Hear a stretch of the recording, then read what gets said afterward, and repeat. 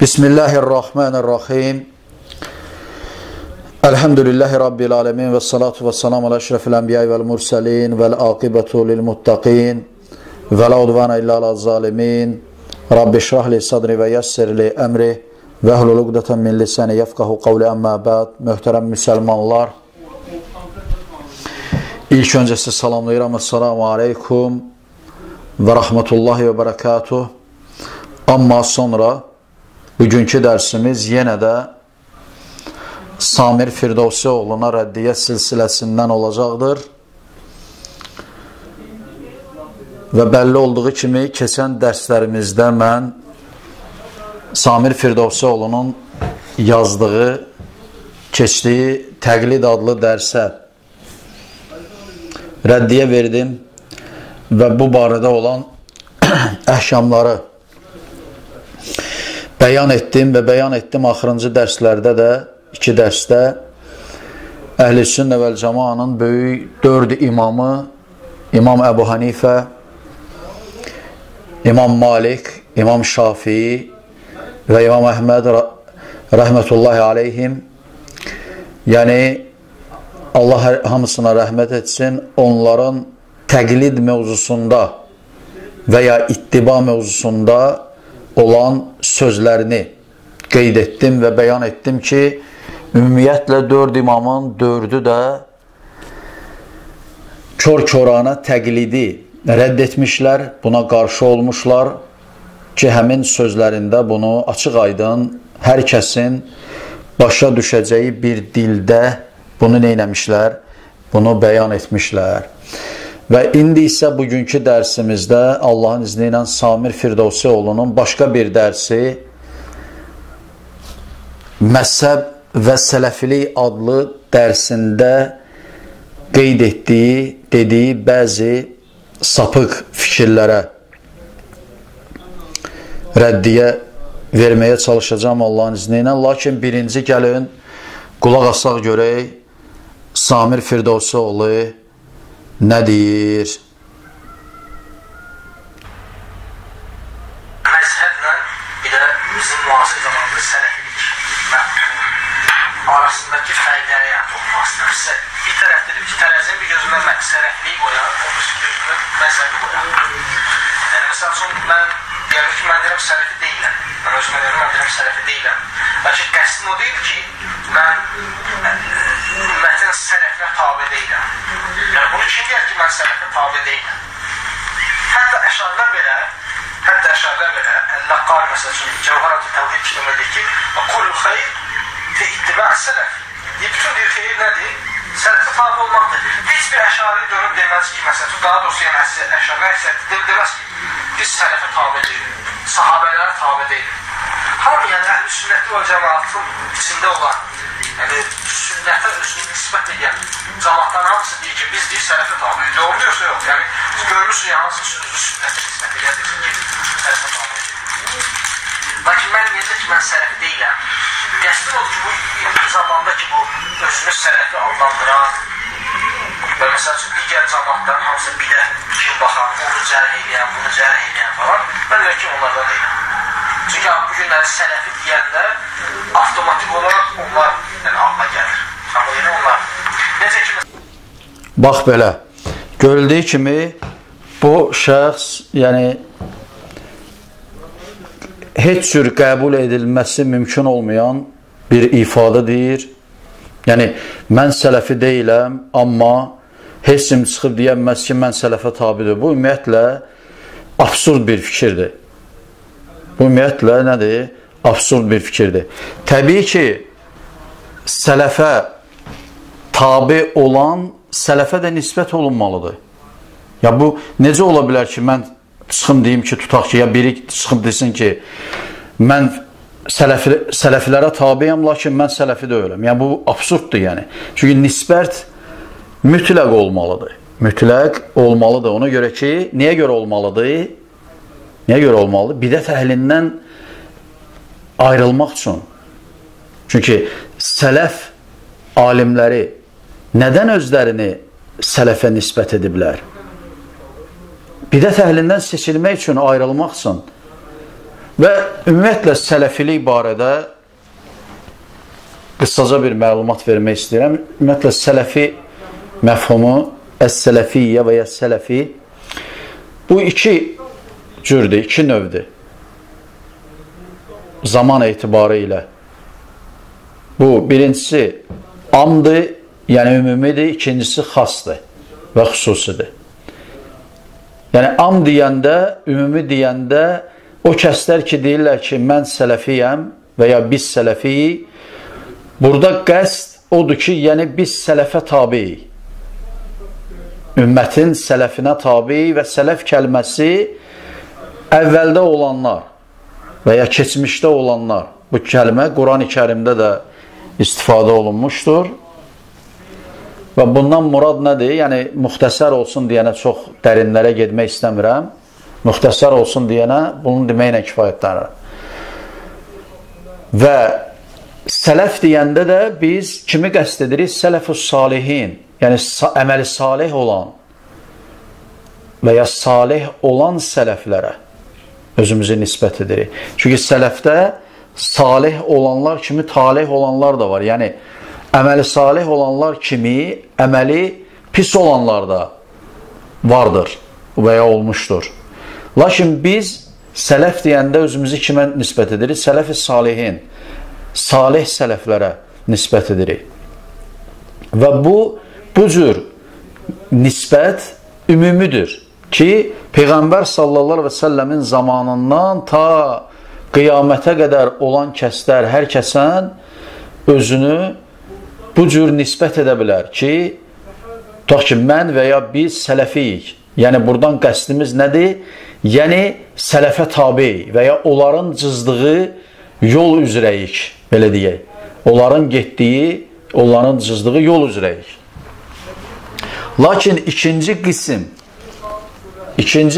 sələfilik deyildikdə, bu üç nəsilə şamil edilir. Yəni, kimlər qəsd olunur? Necə ki, rəvayətdə gəlir, Peyğəmbər sallallahu əleyhi və səlləm ki, qabaqda toxunacağam. Bu, yəni sahabələr, tabiinlər və tabi-i tabiinlər. Sahabələr, tabiinlər və tabi-i tabiinlər. Bunlar kimlərdir? Bunlar sələflərdir, xas olaraq yəni. Ondan sonra gələn ətbə-u tabiin adlanır. Ətbə-u tabiin, bütün nəsillər ta qiyamətəcən. Bunlar kimlərdir? Bunlar xələflər olaraq adlanır. Yəni, sələfdən sonra gələn xələf nə demək? Xələf, yəni sələfin xələfi. Yəni, sələfdən sonra gələnlər və ya sələfdən sonra olan nəsillər. Ona görə, üç nəsil xas olaraq sələfdir. Zaman etibarı ilə sələf adlanır. Və ondan sonra gələnlər isə kim adlanır? Nə cür adlanır? Xələf adlanır. Ona görə biz deyəndə ki, sələf biz ayırmalıyıq. Am olaraq və ya xas olaraq. Am olaraq sələf deyəndə bütün əsrlərdə yaşayıb özünü sələfə nisbət edən və sələfin yolunda olanlara şamil edilir və ya izafə edilir. İkinci qism isə xas olaraq, yəni üç nəslə şamil edilir ki, onlar sələfdirlər və ondan sonra gələnlər, onlardan sonra gələnlər kimlərdirlər? Xələfdirlər. Amma sələfin yoluna, məzhəbinə tabi olmağın vacib olması barədə olan dəlillərə gəlincə, təbii ki, Quran-ı Kərimdə bu barədə ayələr vardır. Ən birinci ayə qeyd edəcəyimiz bu Ət-Təvbə surəsi 100-cü ayədir. Allah Subhanahu taala demişdir ki: "Vəs-sabiqun əl-əvvəlun minəl-muhacirin vəl-ənsar vəl-ləzīnə-təbəuhum bi-ihsanin radiyallahu anhum və radu anh və addə lakum cənnatin təcri təhtəhəl-ənhəru xalidinə fiyhə əbədə zəlikəl fəvzul azim." Uca Allah demişdir ki, İslamı ilk əvvəl qəbul edib bu işdə başqalarından irəli düşən mühacirlərə və ənsara həmçinin yaxşı işlər görməkdə onların ardınca gedən kimsələrə gəldikdə, Allah onlardan, onlar da Allahdan razıdırlar. Allah onlar üçün əbədi qalacaqları, ağacları altından çaylar axan cənnətlər hazırlamışdır.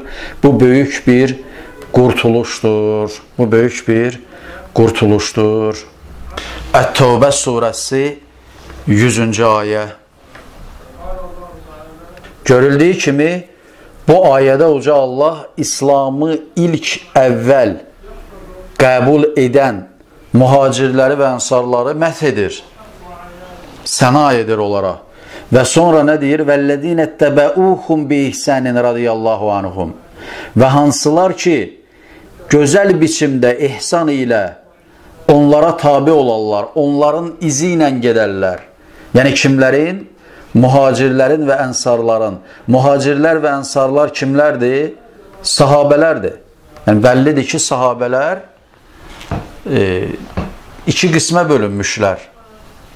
Zaman və ya məkan etibarı ilə. Mühacirlər kimlərdir? Məkkə müsəlmanları və ya İslamı Məkkədə qəbul edənlər. Ənsarlar kimlərdir? Mədinəlilər və ya Mədinə əhli. Hansılar ki, mühacirlər onlara, yəni Mədinəyə hicrət etdikləri zaman onlar ənsar oldular. Yəni Mədinəlilər Məkkəlilərə nə etdilər? Yardım etdilər və nə oldular? Ənsar oldular. Və burada, bu ayədə Allah Subhanahu taala mühacirləri və ənsarları məth etdikdən sonra gözəl biçimdə onlara tabi olanları qeyd edir. Ki bunlar da kimlərdir? Sonraki nəsillərdir ki, ta qiyamətə qədər hansılar ki, gözəl biçimdə bi-ihsənin, gözəl biçimdə nə edərlər? Onların yoluna tabi olarlar. وَالَّذِينَ اتَّبَعُوهُمْ bi-ihsənin. Hansılar ki, gözəl biçimdə onların yoluna tabi olarlar. Kimlərin yoluna? Mühacirlərin və ənsarların yoluna. Bax, bu ayə, Ət-Təvbə surəsi 100-cü ayə, açıq aydın, sərahətən, açıq aydın bir dəlildir ki, net olaraq Allah Subhanahu taala deyir, vacibdir ki, sələfə tabi olmaq. Sələfə tabi olmaq ki, sələfdən də dediyim kimi murad, əsas sahabələrdir təbii ki, əsas nəsil olaraq və mühacirlər və ənsar və həmçinin necə bu ayədə qeyd olunur, həmçinin ondan sonra gələn tabiinlər və tabiinlər. Həmçinin Quran-ı Kərimdə sələfin əqidəsinə, etiqadına tabi olmağın vacib olmasına ifadə edən ayələrdən ikincisində Uca Allah deyir ki, Qalə Teala, Lə yəstəvi minkum mən ənfəqa min qablil fəthi və qatələ uləikə ə'zəmu dərəcətən minəllədinə ənfəqu min bə'du və qatəlu və kullən və'dəllahil husnə. Əl-ayə. Uca Allah demişdir ki, sizlərdən mal dövlətini fəthdən, Məkkənin fəthindən əvvəl Allah yolunda sərf edənlər və müşriklərə qarşı vuruşanlar başqaları ilə eyni deyirlər. Onlar mallarını Allah yolunda fəthdən sonra sərf edib döyüşənlərdən dərəcə etibarı ilə daha üstündürlər. Bununla belə Allah onların hamısına həm birincilərə, həm də ikincilərə ən gözəl mükafat, cənnət vəd buyurmuşdur. Əl-Hədid surəsi 10-cu ayə və bu ayədən də görüldüyü kimi Allah Subhanahu taala hətta sahabələrin arasında İslamı, yəni fəthdən qabaq Allah yolunda xərcləyənləri və Allah yolunda müşriklərlə döyüşənlərin fəthdən sonra, yəni fəthdən də murad Məkkənin fəthidir. Məkkənin fəthi də hicrətin 8-ci ilində olmuşdur. Və fəthdən qabaq Allah yolunda pul xərcləyən, mal xərcləyənlər və Allah yolunda döyüşənlərlə Fəthdən sonra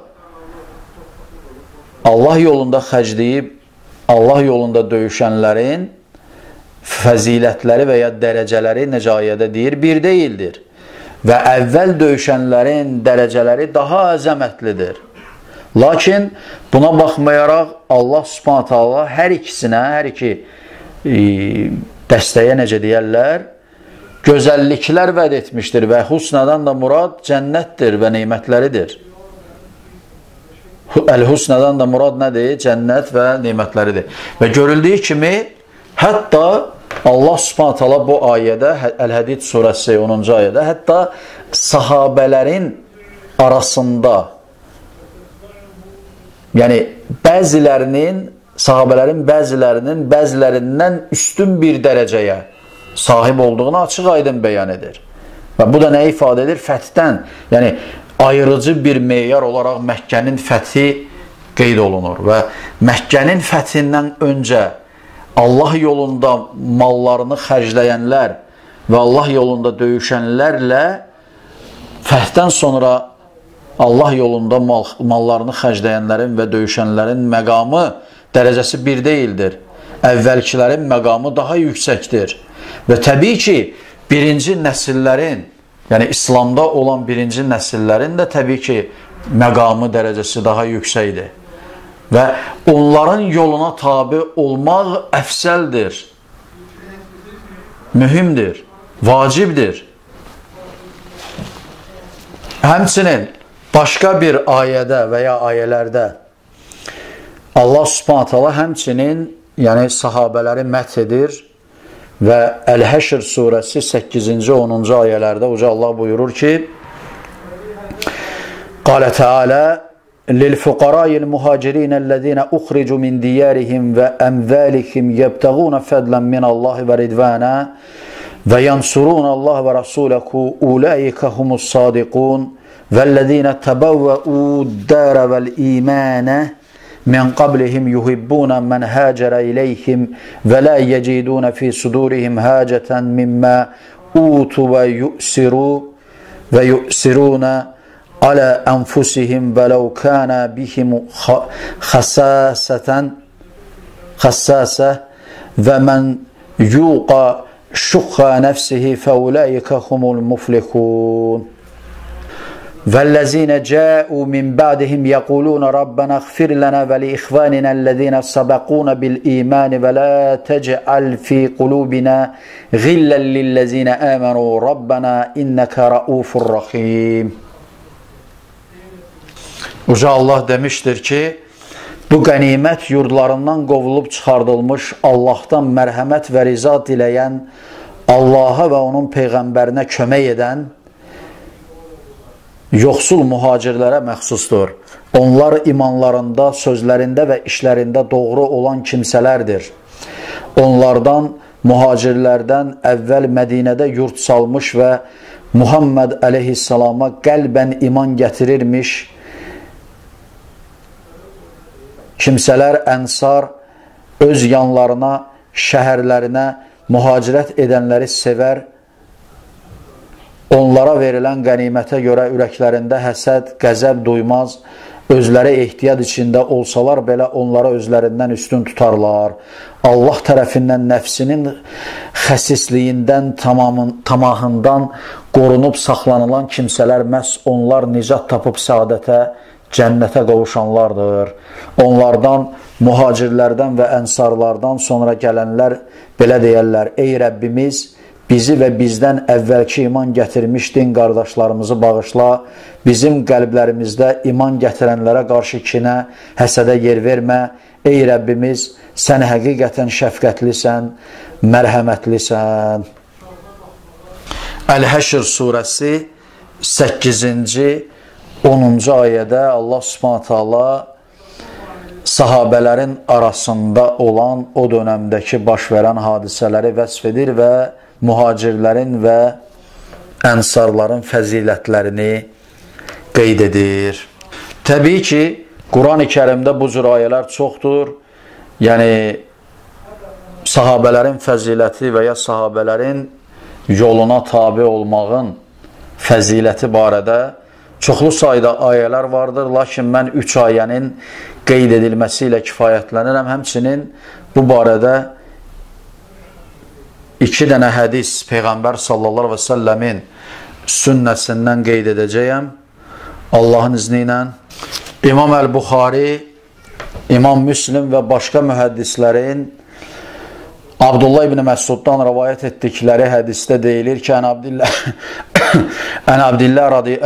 ibn Məsud radiyallahu anhu ən-Nəbiyyi sallallahu əleyhi və səlləm qal: "Xeyrun nasi qarni summellezine yalunahum summellezine yalunahum." El-hədis.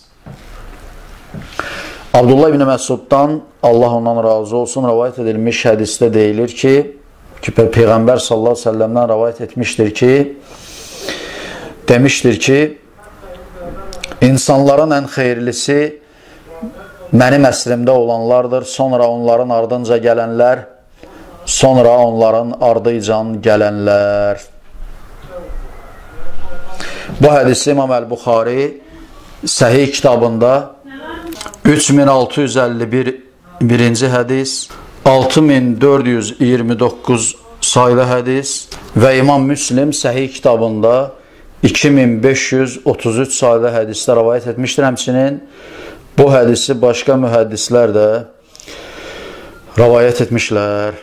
Bu hədisdən görüldüyü kimi açıq aydın Peyğəmbər sallallahu əleyhi və səlləm bəyan edir ki, yəni insanların ən xeyirlisi kimdir? Mənim əsrimdə olanlardır, yəni sahabələrdir. Və sonra kimlərdir? Ta onlardan sonra gələnlər və sonra onlardan sonra gələnlər və bizim və ya mənim yuxarıda qeyd etdiyimiz o sələfi məfhumunun xüsusi və ya xas olan mənası məhz bu 3 nəsli əhatə edir.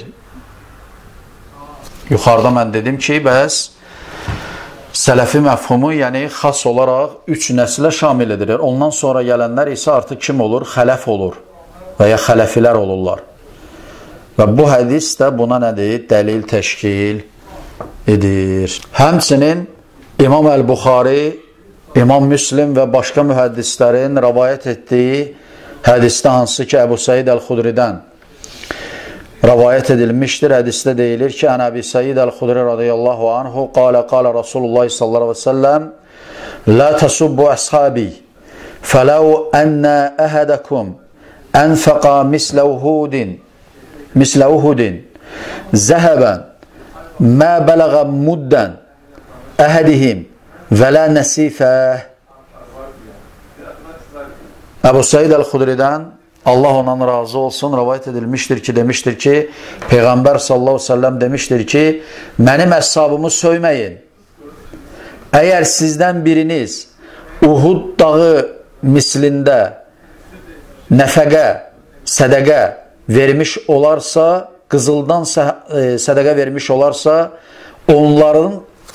onlardan birinin verdiyi bir ovuca və hətta onun yarısına da çatmaz.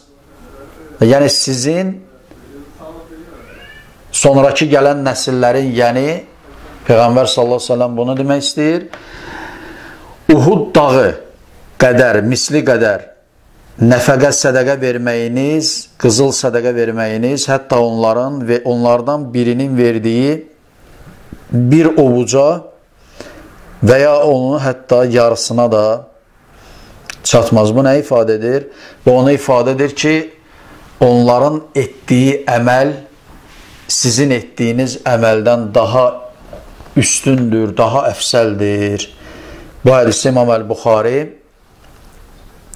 Səhih kitabında 3673 sayılı rivayətdə və İmam Müslim Səhih kitabında 2540 və 2541 sayılı rivayətdə rivayət etmişlər və bu hədisi həmçinin başqa mühəddislər də rivayət etmişlər. Bu da nəyi ifadə edir? Onu ifadə edir ki, təbii ki, sələfin etdiyi əməl qeyrilərinin etdiyi əməldən daha fəzilətlidir və ya daha üstündür və Peyğəmbər sallallahu aleyhi və səlləm bunu açıq aydın bir dillə, bir misal ilə necə deyərlər, qeyd etmişdir. Görüldüyü kimi, gətirdiyimiz ayələr və hədislər açıq-aydın dəlalət edir ki, sələfə uymaq və ya sələfə tabe olmaq vacibdir, həmçinin sələfə nisbət olmaq vacibdir. Nə üçün vacibdir sələfə nisbət olmaq? Bidət əhlindən fərqlənmək üçün, bidət əhlindən seçilmək üçün, onlardan ayrılmaq üçün. Çünki kim hansı cəmaata qoşulursa və ya nisbət edirsə özünü, o da onlardandır. Amma Samir Firdovsoğlu'nun belə bir sözü ki, mən sələfi deyiləm, lakin heç kim çıxıb deyəməz ki, mən sələfə tabi deyiləm kimi ifadəsi təbii ki, absurddur. Yəni, əgər sən sələfə tabisənsə, sələfə də nisbət olunmalısan. Yəni, necə olur ki, sən sələfə tabisən, amma başqasına nisbət olunursan? Belə bir şey olurmu? Bu, bilsən nəyə bənzir? Biri çıxır, deyir ki, mən müsəlmanlara tabiyəm, lakin mən müsəlman deyiləm. Belə bir şey olurmu? Belə bir şey əsla və əsla qəbul edilməzdir. Yəni, sələfə tabi olan, sələfə də nisbət olunmalıdır. Allahu Akbar. Yəni, Samir Firdovsoğlu bunu deməklə ki, heç kim deyəməz ki, mən sələfə tabi deyiləm. Bunu belə deməsi onu ifadə edir ki, o da bunu mühüm görür və ya lazım görür və ya vacib görür, Allah bilir ki, sələfə tabi olmağı. Lakin özünü nisbət etmir sələfə. Niyə görə? İndiki sələfilər nə deyir? İndiki sələfilər qeyrilərini qəbul eləmirlər və bidət əhli deyirlər. Və bəziləri bidət edirsə, bəs sələfilər nə deməlidir onlara? Əhl-i sünnət deməlidir. Təbii ki, əhl-i bidət deyəcək. Əgər hər hansı bir əqidə babında, əqidə mövzusunda kimlərsə sələfin etiqadına tabi deyilsə, artıq təbii ki, sələfin etiqadından kənara çıxır. Bu, yəni, absurddur, yəni. Yəni, biri misal üçün cəhmidir, biri misal üçün mötəzilidir, biri misal üçün əşaridir, biri misal üçün matrudidir və s. Nə qədər məhzəblər var. Və nə deməliyik biz bunlara? Bidət əhlidir bunlar hamısı. Niyə görə bidət əhlidir? Çünki hər hansı bir etiqadi məsələlərdə sələfin mənhəcinə və ya sələfin fəhminə uymurlar. Sələfin fəhminə tabi olmurlar. Ona görə, yəni, əsas məsələ budur, yəni. Əsas hədəf, əsas qayə, yəni, sələfə tabi olan, sələfə də nisbət olunmalıdır. Necə, yəni, mən sələfi deyiləm, amma heç kim deyəməz ki, mən sələfə tabi. Bu nə fikirdir, bu nə sözdür. Bu əsla və əsla qəbul edilməzdir. Batildir, yəni. Yəni, bu cür fikir bir elm tələbəsinin, yəni, belə söz deməsi əsla və əsla məqbul deyil, yəni. Yəni, mən hər zaman deyirəm, yəni, hər kəsən nə danışır və ya nə yazır, öz səviyyəsini göstərir, ortaya qoyur. Hər kəsən nə danışır və ya nə yazır, səviyyəsini qoyur ortaya, yəni. Yəni, sən səviyyon budur, yəni. Elmi səviyyon budur, yəni. Əgər sən bunu deyirsənsə, əgər sən bunu yazırsansa, haradasa, sən səviyyon budur. Allahu Akbar. Yəni, mən sələfə heç kim deyəməz ki, mən sələfə tabi deyiləm, amma mən sələfi deyiləm. Bu nə fikirdir, yəni? Ya, bu əsla və əsla absurddur, yəni. Qəbul edilməzdir. Sələfə tabi olan bir kəsin sələfə nisbət edilməsi gərəkir. Etməsi gərəkir özünü. İlk növbədə özü edəcəksən, yəni, sələfə nisbət və başqaları da sənə deyəcək, soruşanda filan kəs kimdir? Etiqadı nədir? Deyəcəklər ki, misal, sələfidir. Niyə görə? Məsələn, sən desən ki, mən sələfi deyiləm və ya mən sələfə tabiyəm, amma sələfi deyiləm. Sənə kim deyər ki, o sələfidir? Belə bir şey olurmu? Heç kim deməz ki, o sələfidir. Deyəcəklər, bidət əhlidir. Yəni, belə bir şeyi edirsən, belə bir mövqeyi qoyursan ortaya, sonra da deyirsən ki, mənə niyə bidətçi deyirlər? Allahu Akbar. Bəs nə deyilməlidir? Bəs nə deyilməlidir? Sələfə tabi olmaq vacibdir. Lakin, indiki sələflər nəsə bidət əhlinə bidətçi deyirlər deyənə, mən onların dediyini qəbul eləmirəm və ya ona görə özümə sələfi deyirəm, sələfə nisbət eləmirəm. Belə bir şey əsla və əsla qəbul deyil. Məqbul sayıla bilməz. Və batildir və əsassızdır və kəsinliklə yəni. Əsla və əsla qəbul edilməzdir. Yəni, bir elm tələbəsinin bu cür çıxıb cəmaat arasına bu cür fikirlər söyləməsi kəsinliklə batildir, yəni. Əsla və əsla qəbul edilməzdir. Bundan sonra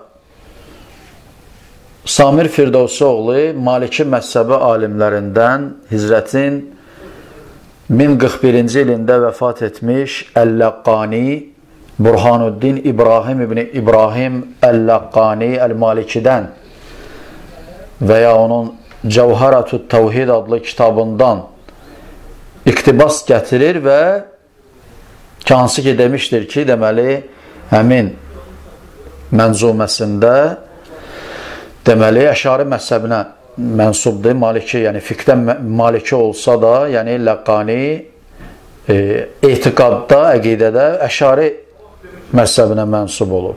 Və onun, yəni, kəlamı vardır və məşhur sayıla bilən bir kəlamdır. Nə deyir? Deyir ki, fəkulli xeyrin fi ittibəyi mən salaf və kulli şərin fi ibtidəyi mən xələf. Nə deyir? Deyir ki, bütün xeyirlər sələf olan kəsə tabi olmaqdadır. Yəni, sələfə tabi olmaqdadır. Nə deyir? Bütün xeyirlər sələfə tabi olmaqdadır. Və bütün şərlər də xələfi olan kəslərin bidət etmələridir. Bidətçi olmalarıdır və ya bidət etmələridir. Açıq aydın. Açıq aydın sələfin yoluna tabi olmağa səsləmişdir, sövq etmişdir, istiqamət vermişdir. Lakin buna baxmayaraq özü etiqadda əşaridir. Və bir şeyi də qeyd edim ki, ümumiyyətlə məzhəb alimləri hansılar ki özlərin bu 4 fiqh məzhəbinə nisbət edirlər, bunlar ümumiyyətlə 2 qismə bölünür. Bu 4 məzhəbdən özlərini bu 4 məzhəbə, yəni Hənəfi, Maliki, Şafii və Həmbəli məzhəbindən nisbət edən alimlər 2 qismə bölünür. Birinci qism sələfə tabi olanlar əqidədə, etiqadda, ikincisi tabi olmayanlar. Yəni, birinci qism əhl-i sünnə vəl cəmaatdır, ikinci qism bidət əhlidir.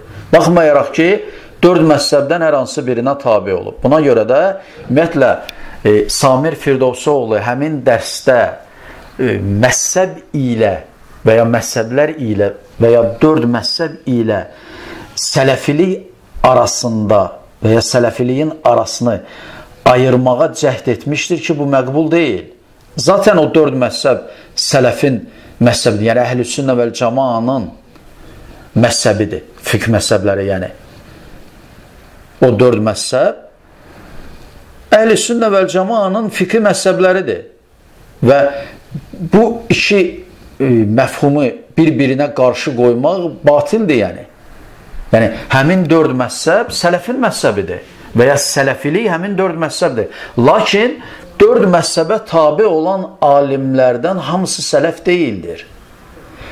Bir qismi və ya böyük qismi özlərin sələfə nisbət etmişlər və həqiqətən də sələfi olmuşlar və bir qismi isə etiqadda bəzi sapıq etiqadlara etiqad etmişlər və sələfin, etiqadi məsələlərdə sələfin xaricində qalmışlar, Əşari, Maturidi və qeyri başqa məzhəblərə nisbət olmuşlar və bu mərufdur, yəni. Misal üçün, sələfin məzhəbinə tabi olan, məsələn, alimlərdə, misal İmam Ət-Tahavi, Şeyxülislam İbn Teymiyyə, İbn İl-Qeyyim, İbn Kəsir, misal üçün və s. İbn Rəcəb və s. alimləri göstərmək olar ki, bunlar fiqdə hər hansı bir məzhəbə, yəni Həmbəli, Şafii və s. məzhəblərə tabi olsalar da etiqadlara nə olub? Sələf olub. Etiqadları nə olub? Əhl-i sünnə vəl cəmaa olub. Lakin bir qism alimlər, təbii ki, onlar dörd məzhəbdən hər hansı birinə tabi olsalar da, lakin əqidədə sələfin etiqadına tabi olmamışlar. Yəni, bəzi sapıq firqələrə, əşarilərə, maturidilərə və qeyrilərinə tabi olmuşlar.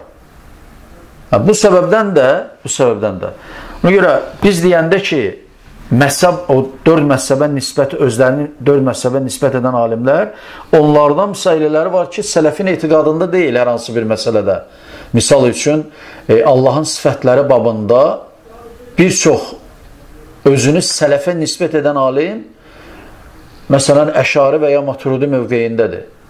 Buna misal olaraq məsələn, İmam Ən-Nəvəvini, İbn Həcər Əl-Əsqalanini, İmam Əl-Qurtubini və başqalarını gətirmək olar, misal olaraq. Lakin onlar sələfdən xaric olmurlar. Onlar o babda, həmin Allahın sifətləri babında, yəni, düzgün görüşdə olmayıblar. Lakin iştihad ediblər, elə biliblər, səhi olan budur və istənilən halda əcir qazanıblar. Xəta etdiklərinə görə, yəni haqqı aramaq, haqqı tapmaq, haqqa uymaq olduqları üçün hədəfləri, məqsədləri, niyyətləri, onlar məzurdurlar, özürlüdürlər. Və bu səbəbdən də, lakin buna baxmayaraq, onlar sələfi alimlərdir, sələf şeyxləridir. Baxmayaraq ki, misal üçün, başqa çeşidli məzhəblərə tabidirlər, fiqhi məzhəblərə, yəni, misal üçün, İmam Əl-Qurtubi Maliki məzhəbidir. İmam Nəvəvi, İbn Həcər Əl-Əsqalani, Hafiz, Şafii məzhəbidir. Lakin həmçinin də sələfdirlər. Sələfə tabi olmuşlar, yəni hədəf qoyaraq, hədəf olaraq sələfə tabi olmağı qoymuşlar, məqsəd olaraq. Lakin məsum deyirlər, xəta da etmişlər. Və alimlər məsum deyirlər, alimlər xəta edəcəklər və etmişlər də. Və bu səbəbdən də biri var, sələfə tabi olmağı, hədəf qoymaq və xəta etmək ki, bu məqbuldur, bu mümkündür, çünki məsum deyirlər. Bir də var ki, təbii ki, sələfə nisbət olunmamaq. Bu təbii ki, sələfdən olamaz. Mümkün də deyil. Lakin həmin alimlər məqsəd olaraq özlərini sələfə tabi olmağı qoymuşlar qarşılarına. Baxmayaraq ki, zaman-zaman etdikləri hökmlərində, etiqadlarında, yəni sələfin etiqadının kənara çıxmışlar. Lakin biz demirik ki, bugün misal üçün İbn Həcər Əl-Əsqalani və ya İmam Ən-Nəvəvi sələfi deyil. Çünki onlar özlərini sələfə nisbət etmişlər. Lakin xəta da etmişlər. Və ona görə də biz sələflər olaraq və ya əhl-i sünnə və cəma olaraq deyirik ki, yəni biz elə bir mənbələrə tabi olmalıyıq ki, onlar məsumdurlar. Bunlar yəni Quran və sünnə. Quran və sünnə. Hər ikisi vəhidir. Hər ikisi vəhidəndir. Və Quran və sünnəyə tabi olarkən də kimin fəhmi ilə tabi olmalıyıq? Sələfin fəhmi ilə tabi olmalıyıq. Sahabələrin fəhmi ilə tabi olmalıyıq ki, Peyğəmbər sallallahu aleyhi və səlləm Allah subhanət hala ayələri nazil etdiyi zaman və ya hökmləri, əhkamları nazil etdiyi zaman Peyğəmbər sallallahu aleyhi və səlləm gəlib onları sahabələrə oxuduqları zaman, bəyan etdiyi zaman onlar nə cür onu qəbul etdilər? Həmin fəhmlə qəbul etməliyik. Səhih olan budur, doğru olan budur və şübhəsiz ki, sələfə nisbət olunmaq vacibdir.